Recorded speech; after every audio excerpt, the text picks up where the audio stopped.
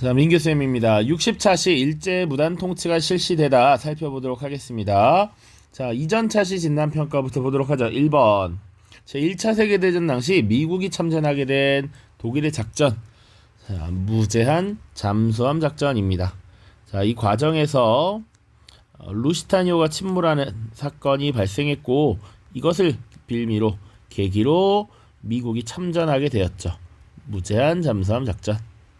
자, 그리고 2번. 제1차 세계대전이 끝난 후에 형성된 국제 질서, 바로 베르사유 체제입니다. 그러니까 베르사유 조약이 체결되었고, 그 이후 형성된 국제 질서를 베르사유 체제라고 한다.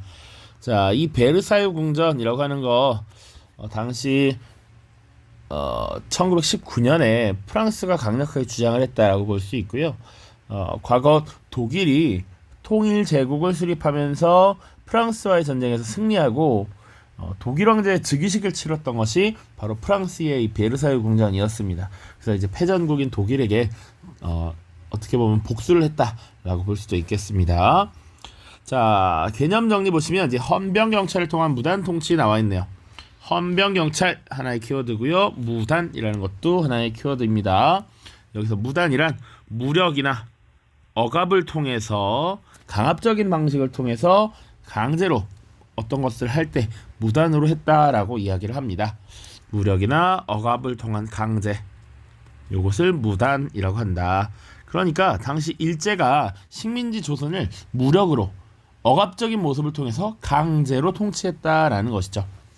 자, 이런 강제적 통치를 위해서 식민 통치기구를 먼저 설치합니다. 첫 번째, 조선 총독부가 되겠죠. 기존에 있었던 통감부를 확대 개편했다라고 보시면 되겠습니다. 식민 통치 최고기구였고요. 조선 총독은 현역 육군 및 해군 대장 출신으로 임명됩니다. 자, 대장, 우리가 아직 군대를 가진 않았지만 현역 군인으로 쳤을 때 우리나라 기준으로 별이 4개입니다. 4스타입니다. 4스타. 우리나라에 육군 대장이 8명인가 밖에 안 되는 걸 생각하면 어마어마하게 높은 직책이다. 근데 높다라는 것보다도 일단은 군인이다라고 하는 것이 중요하겠죠. 이 군인이 지배를 하는 이런 강력한 통제 정책을 취할 것임을 예고한 것입니다. 자, 그리고 이 조선 총독부는요, 행정, 입법, 사법, 군 통수권, 사실상 모든 권한을 가진다라고 보시면 되겠고요. 일본의 의회 혹은 내각의 통제를 받지 않습니다. 요까지 같이 기억을 해 두십시오. 자, 그리고 중추원이라고 하는 기구가 있었습니다. 그래서 조선 총독부를 자문하는 기관으로서 존재했는데 겉으로는 조선인들의 의견을 듣겠다라고 했던 것이죠. 근데 여기 구성되었던 것은 보통 다 친일파 세력들이었다. 어느 정도 유추할 수 있는 것이라고 생각이 됩니다. 자, 그리고 두 번째, 지방행정 조직을 개편하는데요. 전국을 이렇게 나누었대. 13도, 12부, 220군 이런 걸 외우는 건 아니고, 이런 것들을 왜 했느냐? 전통적인 이런 식민지 조선의 공동체 조직을 해체하기 위함이었다. 그리고 지방에 대한 파악을 통해서 지방의 유력 인사를 친일 세력으로 끌어들이기 위함이었죠.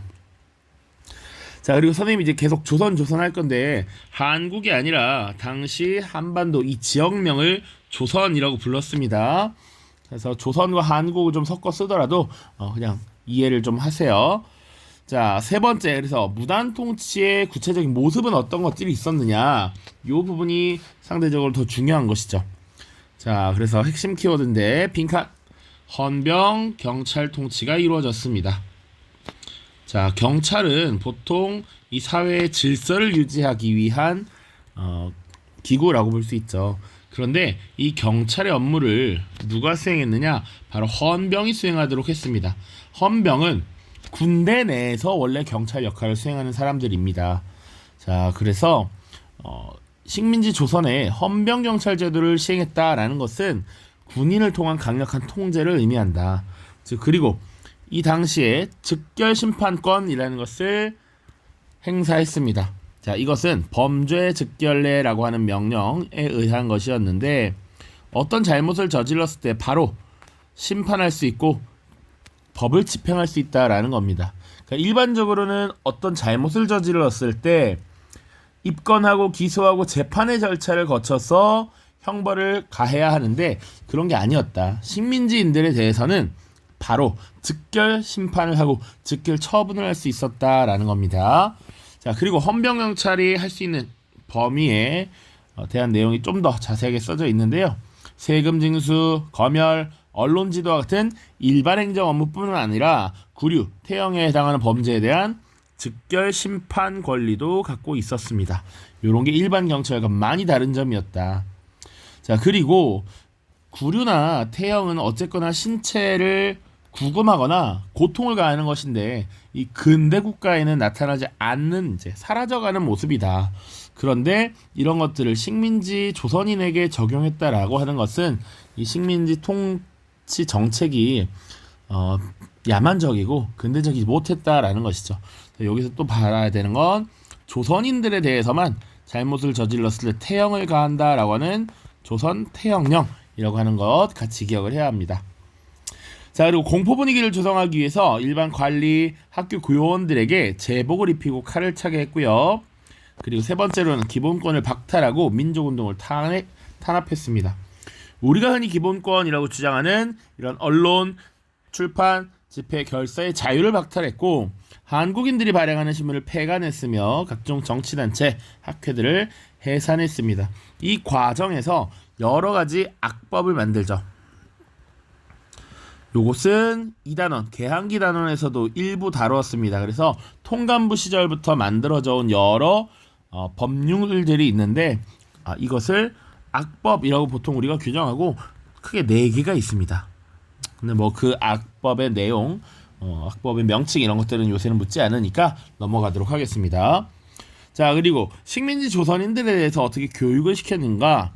한국인에 대한 고등교육은 부재했다. 그리고 주로 보통교육과 실업교육을 중심으로 했다라는 것이죠. 그리고 그나마 보통교육도 4년 동안 실시하도록 했습니다. 자, 이런 조선인에 대한 교육을 규정했던 법률이 조선교육령인데 처음 발표된 조선교육령 1차 조선교육령이 이런 내용들을 담고 있습니다. 자, 무단 통치 내용을 어느 정도 다 봤습니다. 그러면 그 이후에 시행된 경제정책을 보도록 하죠. 자, 중요한 것들이 2가지가 나옵니다. 첫 번째, 토지조사 사업이에요. 명분은 지세, 토지에 대한 세금을 공정하게 하겠다. 그리고 근대적 토지 소유권을 확립하도록 하겠다라는 것입니다. 기억나는지 모르겠지만 근대적 토지 소유권 확보를 위해서 사실은 이전에 대한제국정부에서도 양전 사업을 시행하고 지게를 발급했다 이런 내용이 기억날 겁니다. 물론 러일 전쟁이 발생하면서 사실상 완료되지 못하고 흐지부지 돼버렸지만 그런 노력을 했었다. 그런데 일본이 한국을 병합한 이후에 식민지 조선에서도 이런 사업들을 벌이게 된다라는 것이죠. 그런데 실제 목적은 식민지 지배의 경제적 기반을 확보하기 위함이었습니다. 조선 총독이 조선을 경영함에 있어서 필요한 돈들이 있겠죠. 그런 재원들을 식민지 내에서 가급적 조달하도록 했기 때문에 각종 세금을 거둘 수 있는 요소들을 싹싹 끌고 모아야 했다. 그래서 한국의 토지를 약탈하고 세금을 거두기 위한 밑바탕이었다라고 보시면 돼. 자, 그래서 이때 토지조사령이라고 하는 것을 공포합니다. 토지조사에 관한 명령이겠죠. 물론 1910년에 임시토지조사국이라는 걸 설치하고요. 그 뒤에 이런 법령이 발표가 됩니다. 그리고 신고주의 방식으로 진행이 돼요. 정해진 기한 내에 토지와 관련된 정보들을 신고하는 방식으로 이제 이루어졌고 신고되지 않은 토지는 조선 총독부로 편입이 되었습니다. 그래서 황실이 소유한 토지가 조선 총독부로 넘어갔고요. 미신고 토지도 조선 총독부에 편입이 되었습니다.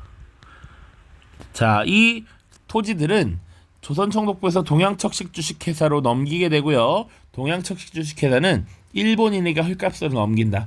그래서 식민지 조선에 일본인들이 정착할 수 있도록 지원하는 이런 모습들이 나타나죠. 자, 그리고 한국 농민들의 관습적인 경작권이 상실됩니다. 자, 근대적 토지 소유권 확립이라는 명분으로 이 사업을 시행했기 때문에 토지 소유권 그리고 그 소유 토지에 대한 경작권이 누구에게 있는지도 명확하게 계약 기간을 설정해서 증서로 남기도록 했습니다. 그러다 보니 그 전에 한국, 그 전에 조선에서는 사실 지주와 소장농 간의 관계만 간단하게 문서로 작성을 해놓고 별일이 없으면 기간에 대한 구속 없이 쭉 이어져 왔다는 것이죠. 그런 것들이 이제 부정되었다라는 겁니다. 그러면서 조선의 농민들이 대부분 기한부 계약 소장농으로 전락하면서 처지가 더욱 악화됐다라는 것만 기억하시면 되겠습니다. 자, 그리고 세 번째 마지막 산업 통제가 나와 있는데요. 일제강점기 초기에는 산업을 무분별하게 확장하지 않고 통제하면서 이렇게 관리하는 모습들이 주로 나타납니다. 그래서 이때 발표되었던 법령이 바로 회사령이에요. 회사 설립에 관한 명령 이 정도로 보면 되겠죠. 1910년 발표되었고 허가제로 운영이 되었습니다. 조선 총독부로부터 허가를 받아야 회사를 운영할 수 있었다라는 겁니다. 무분별한 회사 설립을 막기 위한 것이었고 이것을 통해서 한국인의 기업 설립 억제됐고요. 일본 자본이 또 무분별하게 진출하는 것을 통제하는 역할을 했습니다.